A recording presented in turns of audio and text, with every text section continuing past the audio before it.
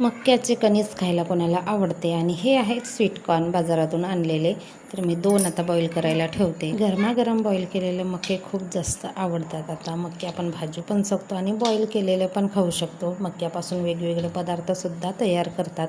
तर इथे मोठ्या साईजचे होते म्हणून मी 2 तुकडे करून घेतले.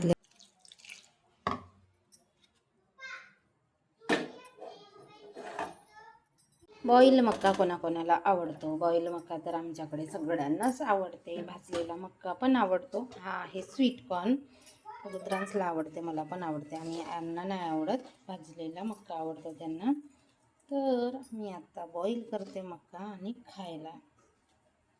थोडंसं मीठ जरा जास्तच टाकला. हंगामामध्ये मक्के मार्केटमध्ये खूप जास्त प्रमाणात येतात आणि वातावरण थंड असते, पावसाचं वातावरण असते आणि अशामध्ये गरमागरम खुरटा खायला, मका खायला कोणाला नाही आवडणार.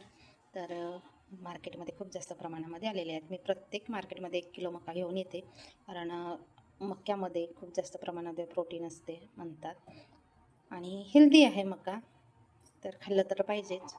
त्या हंगामामध्ये जे काही फळभाज्या असतात किंवा जे काही असतात अन्नधान्य ते खाल्लंच पाहिजे, चांगले असतात आपल्या आरोग्यासाठी. मी थोडंसं पाणी घातलं, जास्त नाही घातलं आहे पाणी, आणि फक्त मीठ घातलं. आणि हे स्वीटकॉर्न आहेत, जास्त असे जठ्ठर नसतात, तर पटकन शिजून जातात. आता मक्यापासून बरेच असे काही काही पदार्थ बनवतात. भज्जी बनवतात, थालीपीठ बनवतात, वडे पण बनवतात, चाट पण आपण बनवू शकतो. पण ह्या सगळ्या व्यतिरिक्त आम्हाला बॉईल केलेलाच मका आवडतो. भज्जी वगैरे मी केली होती मागे. शिजले आपले मक्के, लवकरच शिजतात, खूप जास्त वेळ घेत नाही. आणि पाणी जरा कमीच टाकायचे, जास्त टाकल्यानंतर ते पानचट लागतात. मीठ किती टाकलं तरी त्यांना मीठ लागत नाही.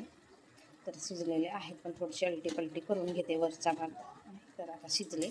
आता रुद्रांसला प्रचंड जास्त प्रमाणामध्ये आवडतात. आता त्याला मी खायला देते. गरमागरम खाण्यातच मजा असते बरं का. वीडियो मत निकाल, पहले खा, कैसे लगे वो मुझे बता. वीडियो निकाल के क्या करेगा मालूम नहीं.